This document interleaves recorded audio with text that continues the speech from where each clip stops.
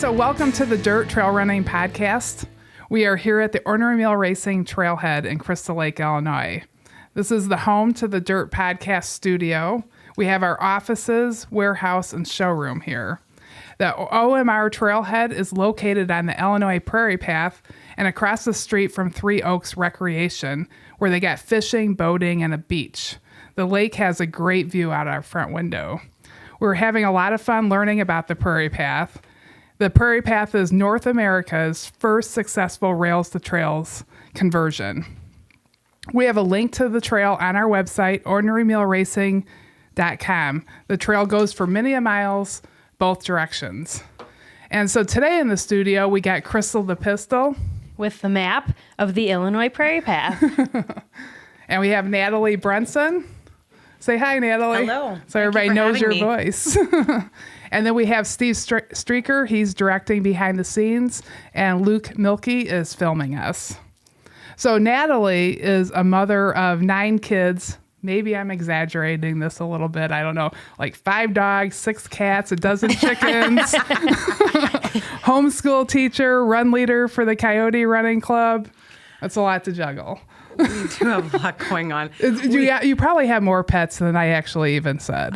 We actually just sent our chickens to live on a friend's farm. Okay. Because our adoption family gift is going to be a pool.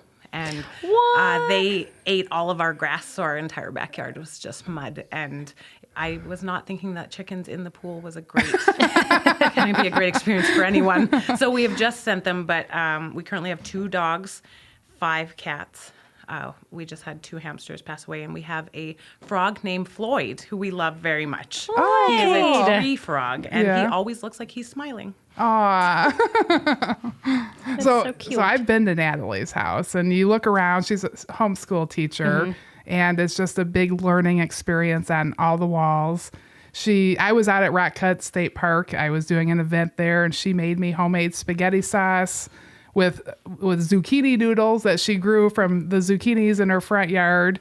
She calmly did the homework with all your kids while braiding her daughter's hair and telling people to take baths and feed animals. And all the kids were super polite and great. It was a really positive experience at your house. So thank you for that.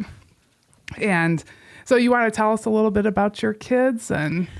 Well, we have 3 biological kids, and my husband and I are foster parents, and we're in the process of adoption. So all of our kids are siblings. There's 6 siblings, and our adoption of the last 5 should be complete by the end of February. So we're incredibly excited. That's awesome. We still spend time with biological mom, and we get along really well, which is kind of unusual. So when we're out, we try to take her out for dinner at least once a month, and although she can't do this, she absolutely loves them, and we care about her like she's our family member. So wonderful. Oh, that is great. When we go places, the baby will be, kind of wiggly, and she'll be like, do you want your other mommy? Like, it's very much she's mom and I'm mom, and there's no fighting or arguments about it. And anyone who can be safe in their family, we're willing to spend time with and let them see. So it's a very open adoption. Yes, I mean, I know you, obviously, so I know some of your history, but... And I think that it would be important for the listeners to kind of hear where you came from and how your passion was to do this. Okay. You want to start with where you grew up Well, I grew up in Edmonton, Alberta, Canada, and my biological mother was a prescription drug addict and alcoholic, a very serious alcoholic. So she didn't take very good care of me when I was small, and I ended up being in foster care for a period of time. And I actually ended up being in foster care because when I was in grade 5, I tried to commit suicide to get away from her because I tried to tell the doctors what was going on, tell the school what's going on. They always say if something's going on, tell somebody and they'll help. And nobody helped. So and how old were you when that happened? I think 11. Oh, I'm so sorry. But I ended up going into foster care, and my foster parents were abusive also. And they abused a great deal of children. And it was found out later. I kept telling the social worker, no one ever believed me. But later, they have been charged and they're gone. They did worse things to some of the other children than they did to me.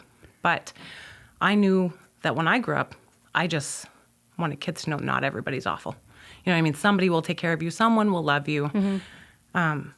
and give them the experiences that I never had. So my husband says that I spoil everybody. We're always at a water park or out somewhere, or, at a museum or doing something. He's like, all you do is spoil these kids. And I'm like, I'm also having a great time. You know what I mean? The ones who are in school currently, I'll have them skip school if it's a good sledding day. Yeah. You know what I mean? Because childhood is very, very short, and our oldest child is 27. Yeah. And so I know how quickly all of this time is going to go by. Yeah. And I want them to know it's more important to love people. It's more important to spend time with people. Like, your math test is not as important as building memories. And, I had a friend a long time ago tell me that experiences were more important than things. Yes. And we try really hard to live that way. So we don't have the most stuff. We don't have the most money. We spend a lot of time with our kids. We do a lot of things with them. We're always in the forest. We're always in a creek. We're always in the river. Absolutely. We're always running outside. And I often take them sledding at night.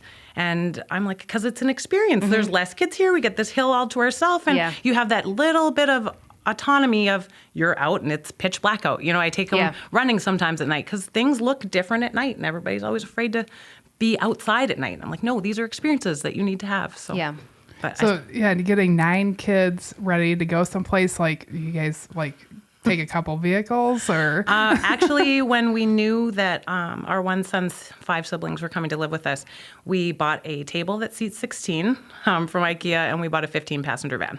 Okay. So we have a minivan and we have a 15-passenger van, which I adore. It's the best van ever. Is it? What's its name? You have a name? Yes, it's a Ford Transit, and we named it Wilbur. Wilbur. Because if you look at Wilbur from an angle, it actually looks like a baby pig. So this van is amazing, but we rented it to go to Connecticut with our kids, and we had this van for 10 days, and it cost 3 car payments. And so we were like, never mind, let's just get a transit van, and our bank was incredible and helping us get one for a really good deal. So now we have the big van. At first I was very scared to drive it, and now Jason says I drive it like a race car driver.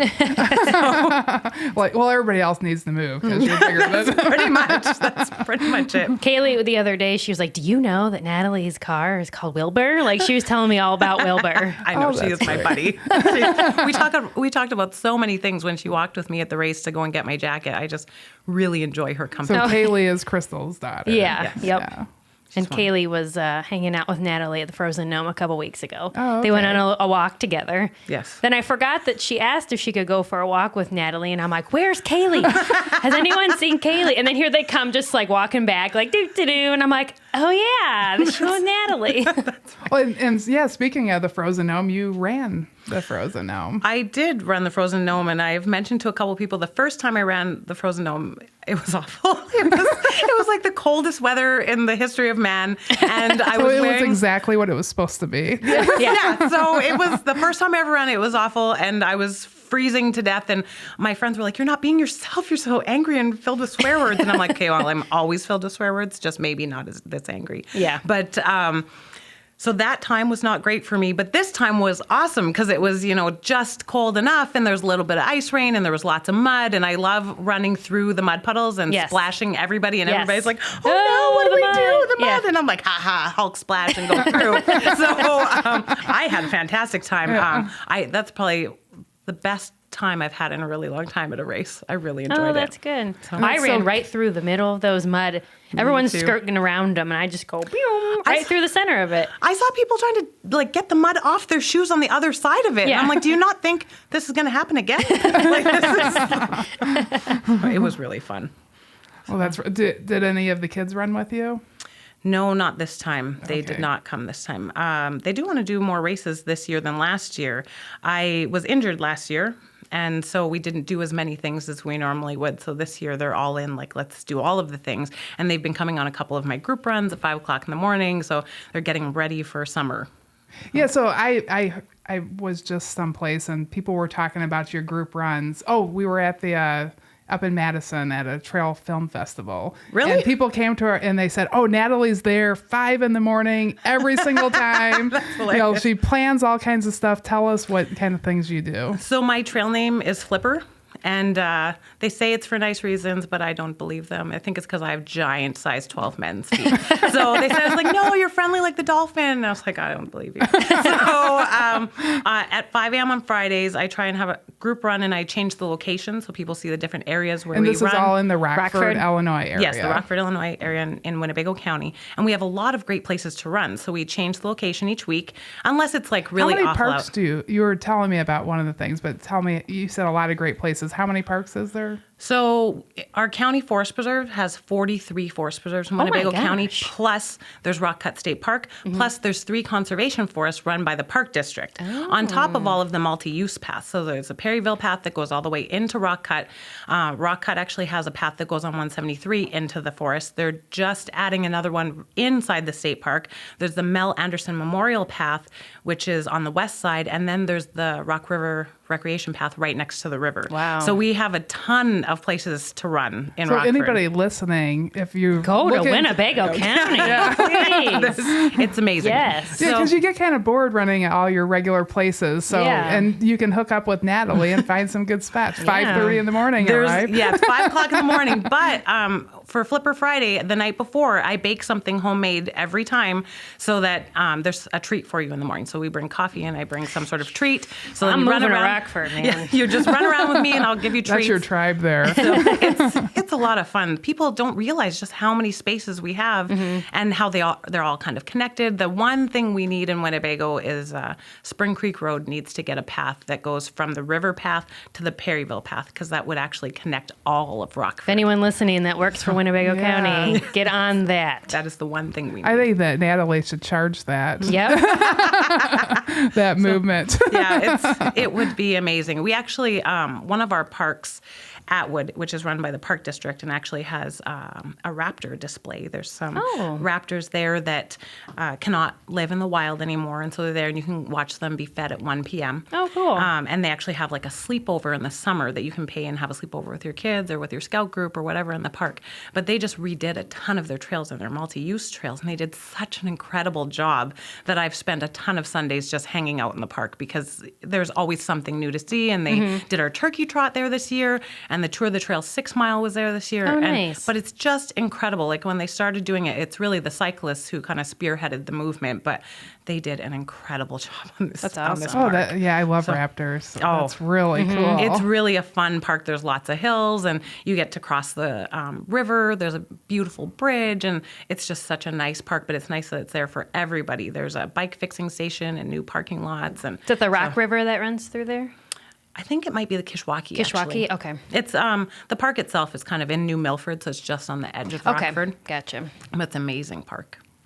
So, getting a little bit back to, foster child and, and that you're so positive, listening to you talk, you're so positive. I feel like you're confident. I know sometimes we can project being confident and not, but like, where does that strength come from? Like, how did you get to be that person? Cause Well, I've got a couple things going for me. The one thing is that although I went through a lot of really negative things, I feel like every single time I asked God for something, He gave it to me. Every single time, whether it be my family or my life or my friends. so you had faith even as a young child? Absolutely. Okay. I actually wandered into a church, and it turned out my friend's grandfather was the pastor there, and that people would take me home for lunch with them, which was really nice. So And it wasn't your mom bringing you to church? You just, I just wandered in, and that was the first time I had Christmas gifts. The people from the church gave me those kind of things, and it was a really great experience for me. that is fantastic. But even with running itself, I was in a really bad place in my life, and I'd put on a lot of weight, and I wasn't running, which apparently I've always loved running. That's what people have always said. And I just felt this urge to run. And I was like, I'm going to wait for this feeling to go away. I'd been smoking for 15 years. And do you remember how old you were when this happened? this was when I was probably like 32, 33. And did you have any kids yet? I just had Eden, my oldest. Okay. So I was like, I'm just going to wait for this feeling to go away. And it got worse and worse, almost like an itch on my skin. And finally, I got on a treadmill. And at the YMCA, I've been a member of the Y for 27 years. And honestly, it was like my own ass was attacking me, just smacking me in the back. It was bad. And I just continued. And things got better. And it enabled everything good to come into my life. Running gave me all of my friends. It helped me quit smoking. And was brought my that here husband. in the United States? No, that's when I was still in Canada. Okay. I think it facilitated the move here. Like, it just made everything in my life better. And honestly, when I came here, that's where all my friends came from. And it's done so much for me. Just running, being involved in the running club. I help with the Rockford Wildcats. So I'm thankful what every is day. the Rockford Wildcats? We actually have a youth cross-country team, and it's been around for over 20 years. And we provide scholarships to any kid who's ever been a Wildcat if they apply for it. And it's for ages 5 to 18. And from March until October, November, we take those kids for a run 3 times a week. Awesome. During the beginning, we're kind of on the Rock River recreation path. In the fall, we have like meets, and it's in a couple different parks. But in the summer, we're in the forest all the time, 3 times a week. It's completely free. Everybody donates their time. We have amazing coaches, and everybody's just donating their time to give kids a good time. It's not about how fast you go. It's not about pressuring these kids. It's about making sure that kids develop a love of running, which I really appreciate. And the kids are separated by ability. So you might start in group 1, which is kind of the littler ones or slower ones, and you have the opportunity to move up just based on how hard you're trying. And so I'm so thankful for that group, and I love it. My kids have been in it since they were 5. And then one of our goal races is the State Street Mile, and all of my kids have run the State Street Mile. It's a great race. It's at the beginning of August. Okay. And it's all downhill, but And where is the State Street Mile? It's in Rockford, Illinois. Okay. Downtown on State Street. Okay. But it is like the fastest and I would say the hardest mile in the Midwest. So I did this race only one time. My kids do it all the time. It's for sure harder than a 50K. I actually know State Street. Like, isn't it just one big, huge, long, long uphill? street? Yeah. It does. No, this one's downhill. So if you're going west, it's I'm thinking downhill. which direction you're yes. going. So you run downhill, and it's separated into heats like girls, boys, the Open, and then the Masters. And so I only ran this race once. And at the time, How many people run the State Street Mile? I would say at least 500. Like, Yeah. it's huge. There's a few hundred just in the children. Yeah. And most of the Rockford Wildcats run it. But I ran the race one time, and at that time I was probably regularly running a 13-minute mile, and I finished it in 9 minutes and couldn't breathe at the end and started having a sneezing fit that lasted like 30 days. And my husband made fun of me. He was like, "Oh, you're allergic to going fast. Ha, ha, ha. Maybe you should stay in the forest." And I was like, this is the worst thing that's ever happened to me. It was much harder than running a 50K or a 50 mile. I would like to recommend it for maybe someone else. If you're really fast and you really enjoy that, that's great. I'm going to go a little slower with some snacks. It was really, really hard. That's a great I'll be there. advertisement I'll be for with it. you with the slow and the snacks. Yeah. Like, where is the peanut butter and jelly sandwiches? Where are my gummy Like, we've been bears? running for what, like 5 minutes now? Exactly. Where are the potato chips? Yeah, there is none. There is none? There's some maybe oranges at the end and some water. So it was for sure not worth it. My kids love it, Yeah. but it was very difficult Kids for like me. to go fast Yeah. and short Yes, distance. I want to be in the forest for a little while. Yeah. So Yeah, so what's your favorite kind of running? So we know it's not downhill 1 mile. Not downhill 1 mile. It's not. I really just like exploring the forest. I love being surprised, so I don't like doing preview runs. Okay. I just like to be surprised. I really enjoy the 50K distance. That's really fun. 50 miles is harder. I was supposed to do a 100-mile this year, but unfortunately with my injury, I went 21. I said I was going to go 21, and I went 21, and that was enough. Oh, yeah, because you did Superior 100. Yes. I got and into... you barely were recovered. Yeah, I was only a couple weeks allowed to run, I believe. And so there wasn't a lot of running, but I still made it 21 miles. That's great. But I was in a car accident in the spring, and I got sandwiched between 2 Chevy Silverados. But before that, I was doing so awesome. I was running really fast, and I got super slim, and I was like, everything is awesome. And then... And you were on a streak that you had been doing it for how many years? My streak had lasted 1,155 days. And Wow. then I And could not. What were your rules for your streak of running? A minimum of a mile every day. Okay. So it didn't matter. Nothing else mattered, just a minimum of a mile. So it didn't matter what time of day. If you wanted to run 2 miles, like one right before midnight and the other one right after, that was totally fine. And I was also a member of the United States Running Streak Association. I'm still a member. And I'm on my second streak. And in July, July 12th, it'll be a year. So I'm on my way. Nice. Oh, good. Yes. Well, congrats. That's really good. Thanks. It's fun. It helps with so many things. It's really hard to make sure that you get a mile in every day, and you Yep. think, oh, it's between 10 and 20 minutes of your life, but to plan your whole life around it is very difficult.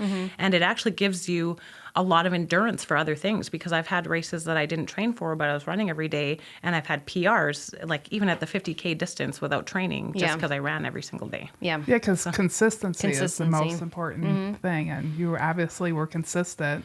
Yeah, it's really fun. I got a lot of cool pictures with my kids, because they'd be like, well, today, what are you doing? And I'm like, well, we're all here together, so I guess we're going together in the forest. And Yep. sometimes they were very excited, and sometimes they were like, I'm not on a running streak. I don't have to come with you. So could they just like hang out at, like, I'm picturing you out at Rockford State Park. There's like, they could hang out by the river or the lake over there, and They could, but I'm a little bit paranoid, especially with water. So I'm more like, Yeah. how about you run with me? It's only a mile, and then we'll play and do the things. So Yeah. there's a really nice creek at Anna-Page Park. And then near the creek, there's a 1.5 mile loop. So often I'll run that loop and let them run it with me. Okay. And then the reward is at the end, we can play in the creek for as long as fun. you want. So That sounds fun. it is really Kids fun. like to take their shoes off and get dirty. Yes, I like that also. I also like that. Yes. So we actually, when we first got our transit van, we're at a Roadrunner event, and my kids kept getting in the mud, and they were covered in it. My 4-year-old was 2 at the time, and you couldn't even see who she was. She was so covered. And different adults kept coming up and saying, your kids, they're in the mud. They're covered in mud. And I was like, Yeah. yep, they're okay. They're fine. And, well, isn't this car new? And I was like, but you don't have to clean my car. Yeah. They do. So it's fine. They're fine. Everything is fine. It's okay for them to be covered in mud. Yeah. I'm not concerned. There's so many other things they could be doing that is actually wrong. Yeah. They're just splashing in the mud. Yeah. It's Yeah. fine. Exactly. And then I don't want them to remember, oh, my mom flipped out and screamed at me because I was jumping in the mud. I want them to remember my mom didn't care, or just remember the fact that, remember that day we were splashing in the mud. oh my gosh, what a great memory Yep, to look that's back awesome. at. Yeah, I love that. you're a very good mom. You are. Will you be my mom? Hey, you can. What's one more, right?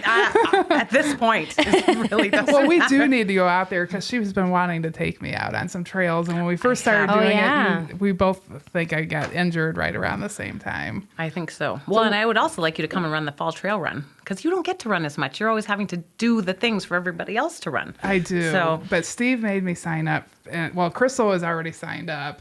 And then Steve was here at the shop, and he pressured me. And I into signing up What? for Clinton Lake 30 Oh, mile. I didn't wow. pressure you to do that. Yeah, no, you didn't pressure me. And Steve caught me pressured where I you. just got done having a really awesome run. I'm like, yeah, I can do that. But then I've been super busy ever since. So we'll You'll see. be fine. It's fine.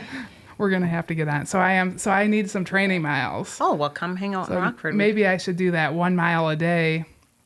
So I'm at least consistent. 'Cause There I you have go. skipped some days. It makes a difference. So, and you said you PR'd. I did PR. I don't think I'm gonna PR. I PR'd at Hobo, so it was a 3-day run. Oh, yeah. and Yeah, I've done Hobo. But it was very shocking because I wasn't planning to do it. I was just going to do the 10K and the 25K, and then we have this friend Chuck who was like, "But if it's all in your mind, and maybe you should just also run the 50K. It's all in your head." And so he gave me all that like coyote juice, and I was like, "Yeah, maybe I should." Yeah, so the Hobo Run, is that a Coyote race or a Rockford Roadrunner, or are they the same? I'm a little confused on how that is. It's actually a Rockford Roadrunner race, and the Okay. Coyotes is just essentially a group of people who like running in the forest. So So you're really Rockford. Are you Rockford Roadrunners, or is it something separate? Some people are. Some Okay. people are members. We're essentially just like a group of kids who like to make stickers that match and T-shirts that match and run in the forest and have Yeah, and look snacks. at the nice shirt that you Yeah. have So- on. Yeah, we're already checking out that cool swag. We just like to hang out in the forest and run and encourage other people to come and run with us. So it's not necessarily something super organized, whereas the Rockford Roadrunners is super organized, and it's been around for years and years, and there's a lot of dedicated people making sure that all the wheels are turning. They do a great job. I've been to a meeting, and they plan very well on what they're doing for the whole year. They do a great job. There's so many moving parts with Annie's Locker and the Wildcats and the Roadrunners and then all the races they're putting on. And most of the races are, committee run. So they are doing a really great job. I was on the board for a little while, but obviously with so many children, you have to pick all of the things that pets. you Yes. can do. A garden in her front yard. Yes. That garden flourished this year because I wasn't running, and so I had time to actually focus on my garden. And It was really nice when I was there, and she was running at the time. So tell about your garden. So my son became a vegetarian when he was 5, and he's been pressuring me to grow more and more food constantly. And right now we're fighting about whether or not we need blueberry bushes. So he wants to grow beans and blueberries in the backyard. So last summer, my husband changed the entire front yard to raised beds, and we grew zucchinis and yellow squash and cabbage. We have strawberries out there. We grew potatoes. We grew carrots. I think we had some kale, and we had a lot of tomatoes and a few peppers and radishes.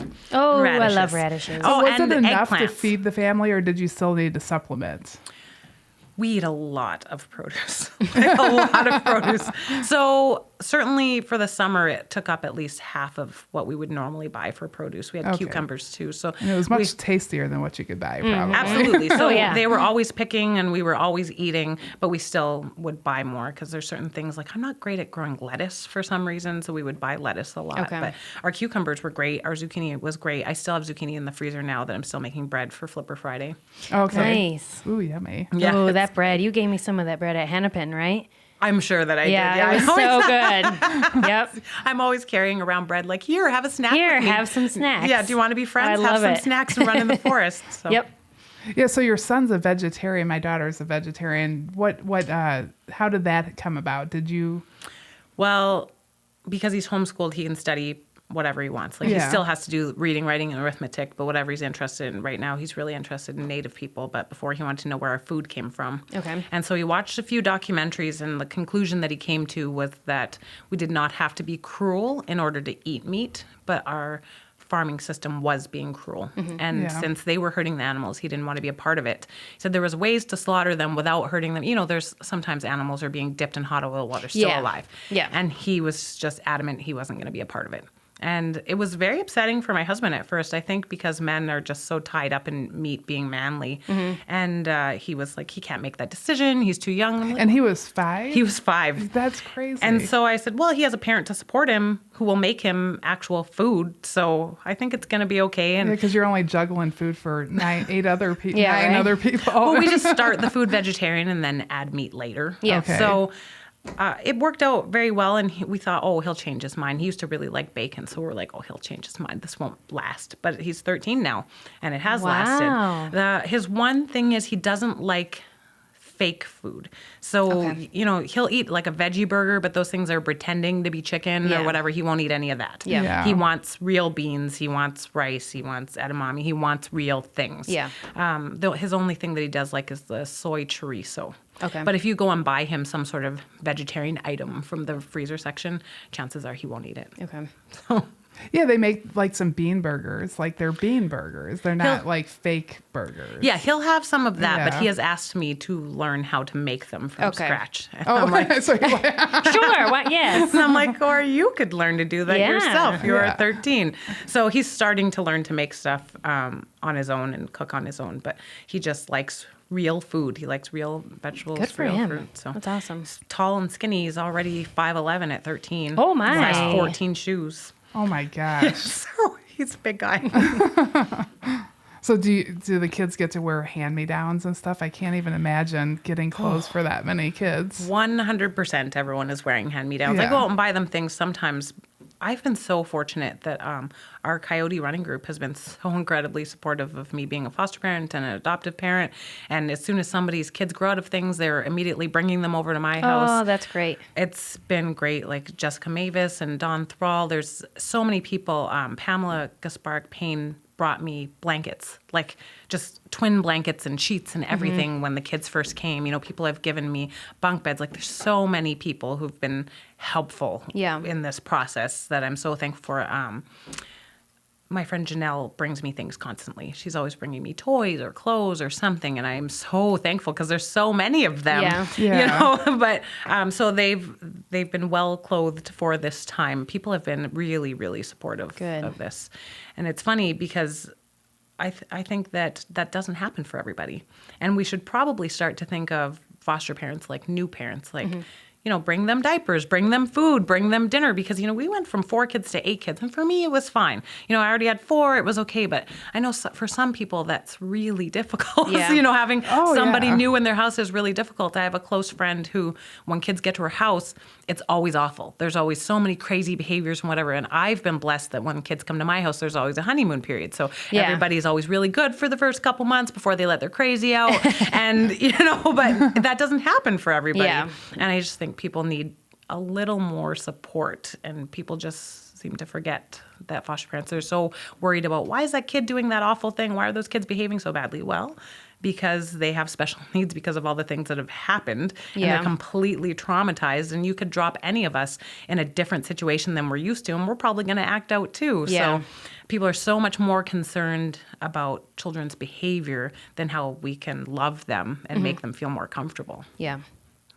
Yeah, that's great. So you may have said this. When did you start foster parenting, and what's the process of doing that? We started probably 6 or 7 years ago. It actually took me 8 years to convince my husband. Okay. And once he was on board, though, he was on board. So we had to take classes, and I think it's 7 weeks if you go on the weekends. It might be 13 weeks if you take them weekly. They check through all of our financial history. You have to be able to prove that you're not using the children to support yourself. They come and measure your house and tell you what you have space for, how many children that you have room for. Do you live in the house that you lived in when you started the process? Yes. Okay. I've lived in the same house since 2006. Okay. So you have to prove that all of your animals' shots are up to date, that you have a driver's license and insurance, that you have beds and things like that available, car seats available if you get children who are still in car seats. You have to have an interview. They check all your smoke alarms and your carbon monoxide alarms. And then I still have social workers come in every single month to visit and make sure that everything's okay. And every 6 months they come and recheck my house and make sure that I still have car insurance and I still have carbon monoxide detectors that work. And I have to show them my fire safety plan and what our plan is if we're going to escape. We also had to go through medical physicals for ourselves and all of our children. Okay. And if our kids were a little bit older, they would have had to go through a criminal record background check, which we had to go through also. Yeah. And it's a really extensive check to make sure that we're not hurting children. Oh, yeah. Yep. Which is reasonable. Oh, yeah. It's reasonable. Yep. Yeah, I saw somebody post on Facebook, and I knew that I had this interview coming up with you, and they said that they wish that people would get as passionate about fostering kids as they are about fostering animals. But you're as passionate about both. 100%. Yeah, I love everything and everybody. It's funny, people know that, could I bring this dog to your house? I mean, if it's not going to chase cats, I guess. You can bring it over. It's funny, we had a situation the other day where someone tried to drop off a baby at our house. That's right. You were telling me about this. So crazy. Yeah. We were just getting home from grocery shopping, and this lady was like, okay, I have the baby for you. And I was like, well, I didn't order a baby. But and the kids were like, yay, a baby. And I was like, I mean, I guess I'll take the baby. And they're like, is this, they said my address. And I was like, that is my address. But I'm sure. So was it the foster? No. So that's not the process. No, this was somebody who was supposed to be dropping this baby off somewhere to be babysat, and they had the wrong address, and they were 100% going to give me the baby. And I was like, maybe you should call the person. Oh my and then the person got angry, like, just drop the baby off. And then I was like, but oh my you were not gosh. supposed to be, I don't know whose baby, but it's okay, that's fine, because at least I knew they were going to be safe. And then finally we figured out it was a neighbor who they were supposed to be dropping the baby with, and they took the baby over there. But I was like, we almost had a baby, and the kids were like, that would have been so awesome. And I was like, there's already so many of you, but at least it was somewhere safe. Yeah. You know what I mean? We weren't going to hurt the baby. And Yeah. we were a little bit excited, but we were not, we were not expecting a baby at that time. Oh my God. But what is the process of you being matched up to a child in need? So when they have a child, they'll go down their list of kind of who has room and who's taking those types of children. So you have options of ages 0 to 18. And ours has always been open for any age, but we kind of prefer them to be 8 and under. Okay. And so they'll call you and say, are you willing? And you have the option to ask some questions, and then they may or may not bring them. Our big thing was we always wanted siblings, because the thought of having everything taken away from you and then also being separated from your siblings Yeah. and then possibly having them adopted into different families and never knowing what happened to them. I mean, that's your longest familial relationship. Yeah. And so we always wanted siblings. And for the most part, that's what we've gotten. So they call you, and if you say yes, then a lot of times they'll show up. I mean, our first child came 3 hours after our last licensing visit. We didn't even have our physical license in the house yet. They were like, so we're going to bring this guy over and see you soon. And I mean, he was with us for 2 years and then went back to his mom. Oh, so is there a lot of kids? What are the kids that don't get placed with a foster family? Like, where are they being taken care of? Well, there's some talk that some of them are being kept on the offices of social workers, and some of them in hotels, and some of them in residential treatment centers and hospitals. So there's definitely a shortage of foster parents in our country, which is unfortunate. They try their best to find a family, and sometimes, unfortunately, the family might be very far away from where their biological family is, which makes it really hard to facilitate visits, because the ultimate goal, if possible, is to get these kids back into their biological family and to provide them with whatever services they need, whether it be counseling or parenting classes or whatever. But if a kid is 2 hours away, it's very difficult to even get a driver who's going to take them to those visits. And the social workers only have so much time on their hands. Yeah. So it's really helpful if people can foster children in their own communities, and we have a desperate need for foster parents in Illinois. Is there anything that you would say to encourage somebody? Maybe there's somebody out there that's listening and thinking, feeling for the kids that this is, that are looking for a home, that needs some care. Like, it's not something that you're going to take lightly. It's not actually, the comparison to a puppy is not at all the not same. at all. But, so what would you say to Well, there's a encourage couple them? different things that people can do. You don't have to be a long-term foster parent. There's also a need for respite parents, which, a kid might stay with you for a week or for a couple of days, or maybe a foster parent has to go to a class or something, and you might stay with them. So there's a lot of different ways to support the foster care system. I mean, you can donate clothes. You could donate time to drive children to their visits. You could be a CASA worker, which is someone who is there dedicated just to the child, who serves the child's best interest, who comes to court, who visits the homes. We have a great And CASA worker. who would you contact to start something like that? You could contact any of the foster agencies or DCFS. If you want to become a CASA worker, you could contact CASA themselves. Like, you can look it up on the internet and contact them. The other thing is, a lot of people are really worried about having children leave, how much it's going to hurt them when children leave, because sometimes children do leave. Sometimes we adopt them and sometimes we don't. But the fact of the matter is, we're adults. And we've already been through so many situations, and we've survived every single one. And I would break my heart every single day to show a kid that the world can look different. Because if they're in that situation, they don't know, because everybody who's around them is behaving in the exact same manner. So then when they grow up, this is normal to them. If you can show them, hey, your life can look like this, or it can look like this, at least you now have a choice. You know that it can be different. Yeah. And maybe it might not. Maybe you might go back to the same shitty situation, but you know that your life can be different. And now you have a choice that you didn't have before. Yeah. So you might break your own heart because these kids go back, but if they go back to a situation that's better, that's awesome. Yeah. But if they just had this period of time where things were better, so that they know things can be better, that's also great. Yeah, you might be really sad, but guess what? You're going to get over it. We had a baby leave, and I was horribly depressed for months, but during that time, we were able to give him so much love, and he was very young, and you know that those sort of things create pathways in their brain that sets them up for love later and sets them up for learning later. So even though it was incredibly hard on us, we gave him something that nobody can ever take away from him. Yeah. So how did you become a teacher for them? Like what? Like for our children? Yeah, for your children, yeah.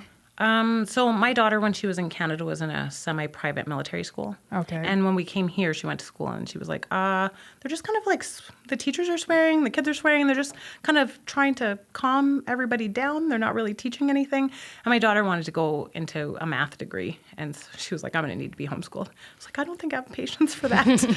And we decided to do it, and it's been wonderful. It's been incredible. It brought us so much closer together. She was able to study much more math. She went into the University of Madison.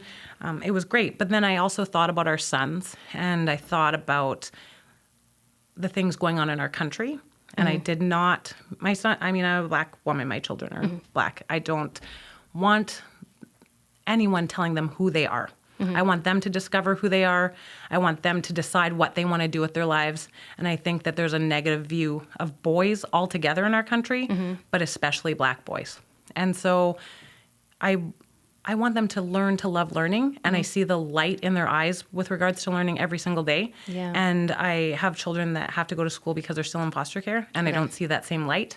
And so I chose not to allow my sons to go to school. Yeah. It's not to say that there isn't great teachers out there. There 100% is. But right now, we have a government who is hamstringing our teachers. They're the ones who are on the front lines. They know what to do. They know what's best for the children. They know the best way to teach them. Unfortunately, they don't allow them to do that. It's, bureaucrats who have no idea, and half of them don't even have any classroom experience, and they're just selling a damn textbook. Yeah. And then they're telling these teachers how to do their job when the teachers are the only ones who know how to do their job. And they should be 100% in charge of teaching our children. And we would have a completely different education system if that was the case. We have teachers quitting left and right because they're not allowed to do their jobs. Overwhelmed, yep. And they're micromanaged for no good reason. Yep. And if it was different and the teachers were the ones in charge, I would consider putting my kids in school. But as it is right now, there's no way. Yeah. Wow. That's understandable for sure. You're very impressive. We need to do some work. So tell me about your husband. My gosh. He is the most fantastic fellow. He's a truck driver for Holland Trucking, and he's so incredibly supportive of everything. So we've had issues where people are like, well, you're hanging out with that guy in the forest and you're running with him. What does your husband think? I'm like, well, I mean, you can clearly tell I have a type. He's 6'7". Like, he's not concerned. Yeah. And we actually had a friend someone had said something negative like that to him. And he was like, well, I'm concerned about Jason's feelings. And Jason just laughed. He was like, do you think I'm concerned about you? He's like, my wife is mean and I pay for all of her running shoes. She's not leaving. Like, I'm just, and plus if somebody's a cheater, they're a cheater. There's nothing you can do. You can lock them in a closet. But he helps with everything. I mean, he takes care of our kids when I go on our running adventures. He takes the day off when I host the fall trail run because he knows I have to mark the course and stuff. He comes and he volunteers and makes the pancakes and scrambled eggs for my race. He comes and volunteers at the Hennepin 100. Yes, He they run a loves great doing aid it. station. Yeah. So, and he actually, I was unsure with Kettle, should we do this aid station? Do we have time? He was like, oh, it's going to be fantastic. We should absolutely go and do that Day thing. of hanging out in the woods. Yeah, right. The kids can run up and down the trail. Yeah, he's like, all the kids can come. We should do it. So they're a whole aid station by themselves. Yep. So, but he's just always like, yeah, let's do that thing. Yeah, you should do that thing no That's matter so what it awesome. is. Even when I started trail running, I was heavier at the time and I was like, I don't know. They keep inviting me to run in the forest with them and they all are probably kind of running really fast. And he was like, I don't think you have to be a certain size or a certain speed. I think you just have to go in the forest with them. And then when I went and I found out they had snacks, he was like, see, I have all the best ideas. Yeah. So, but no matter what it is, he's always encouraging. He's always like, well, now you did 30 miles, you should try 50. And, now you did 50 miles, you should try 100. Sweet. And I'm like, you understand that then I'm away from home, like I'm training. And he's like, but I have noticed you are nicer when you run in the forest. So he's so incredibly supportive. And I wonder sometimes, because he's not super into running, if it's not like a vicarious, he likes to tell people that I did X, Y, or Z, so then he can get that shock factor. You know what my wife did this weekend? She ran 30 miles. And I'm not super fast or super impressive at it, but it sounds really amazing. Awesome. The first time he came to a race, it was a 5K or 5 mile, and it was in Orangeville. And when I was done, he was like, I was so worried. It took so long. I was going to ask them to send someone, like police. I was like, did you think I was going to win? Like, what did you think was going to happen? But he was so concerned because it took like, I don't know, 40 minutes or something. And he felt like it was a super long time. Aww. And I should have been one of the, I'm like, oh, that's so nice that you think nice. I'm so fast that you were concerned. Did you tell him you were hanging out in the woods with snacks? I did not. Oh. There were snacks at the end. There was homemade baked pie. So he knew I was coming back. Yeah. But he just felt like it was taking forever and he was super concerned. But now he understands it's not that fast. Yeah. So we had posted on Facebook that we were going to have you, and Natashas Steenbergen had a question for you. And so for yours, it was Jerry Lynn Baker, but I think Jerry Lynn Baker asked a lot of great questions. Oh. But I think you already answered it. So, do any of your, which one of your kids run? Tell us a little bit about that. So all of my kids run. We always joke that when you come to my house, you immediately get like a swimsuit, a bicycle, and a pair of running shoes. These are not negotiable activities. I am the vice president of the Wildcats, so I try and volunteer coach. We'll say in air quotes, I'm not the fastest or the best at it, but I certainly like doing it. So everybody starts with Wildcats. You have to be age 5 to start, but if you're younger and your parent runs with you, you can run. So this year, even my 4-year-old ran the State Street Mile. Oh, fun. So the answer is all of them. All of them. All of them. right. My oldest daughter, however, has a rule. She only runs with me at the turkey trot on Thanksgiving and on Christmas Day because she doesn't want me to be lonely. So she does. Well, that's okay. Yeah, so she does her. she did run with me my first ever race, and she did come for a burger run 2 weeks ago. We had a burger run in Rockford where nice.